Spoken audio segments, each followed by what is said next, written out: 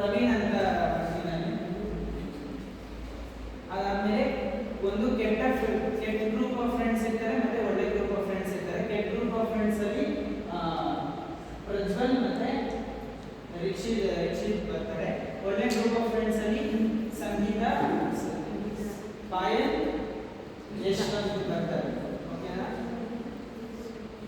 ಇಂದಿನ ಟೀಚರ್ ಗೀತಶ್ರೀ ಹಾಗೂ ಡಾಕ್ಟರ್. ಇಂದಿನ ಸಮಾಜದಲ್ಲಿ ಯುವಜನತೆಗೆ ಅನೇಕ ಪ್ರಭಾವಗಳಿಗೆ ಒಳಗಾಗುತ್ತಿದೆ. ಒಳ್ಳೆಯ ಸಂಸ್ಕಾರ, ಶಿಸ್ತು ಮತ್ತು ಗುರಿಯೊಂದಿಗೆ ಬದುಕುತ್ತಿದ್ದ ಒಬ್ಬ ವಿದ್ಯಾರ್ಥಿ ತಪ್ಪು ಸ್ನೇಹ ಮತ್ತು ತಪ್ಪು ಮಾರ್ಗದ ಕಾರಣವಾಗಿ ಹೇಗೆ ನಿಧಾನವಾಗಿ ತಪ್ಪು ದಾರಿಗೆ ಹೋಗುತ್ತಾನೆ ಎಂಬುದನ್ನು ಈ ನಾಟಕ ತೋರಿಸುತ್ತದೆ.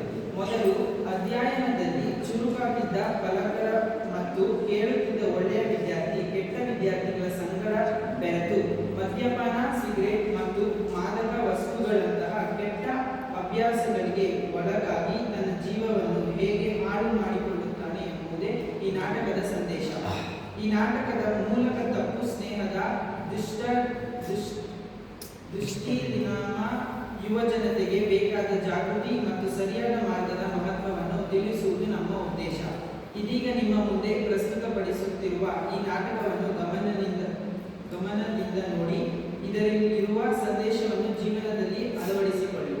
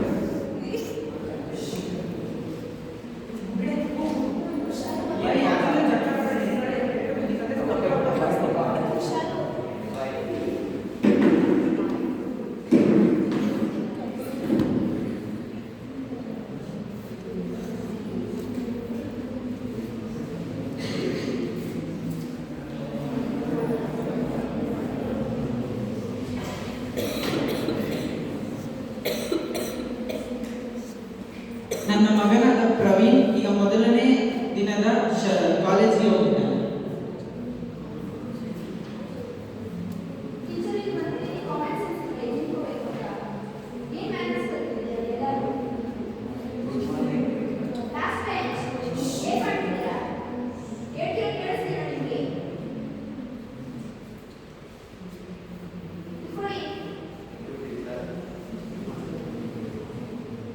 First, I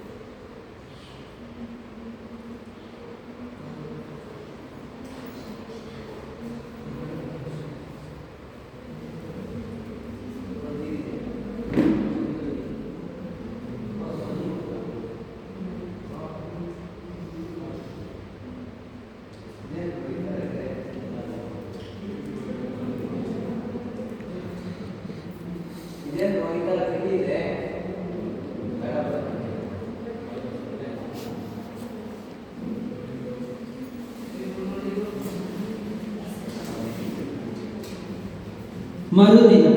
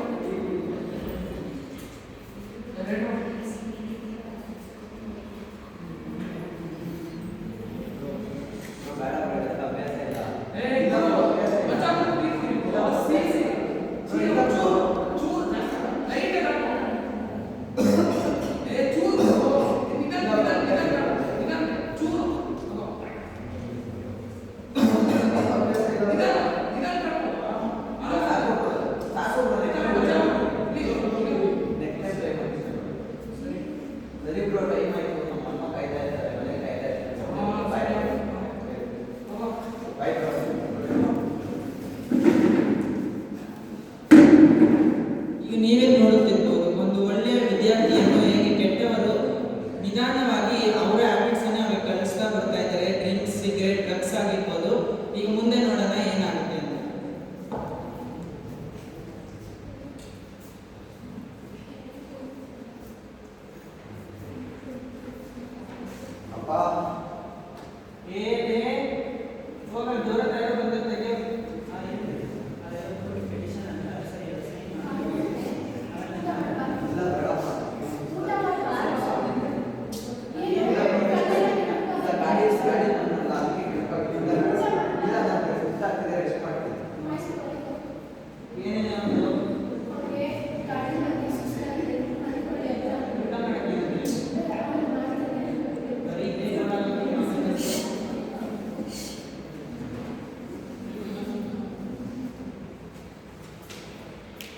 next day ಪ್ರವೀಣು college bunk ಮಾಡಿ ಅಜ್ಜಿ ಅವ್ರ ಮನೆ ಹೋಗಿರ್ತಾನೆ.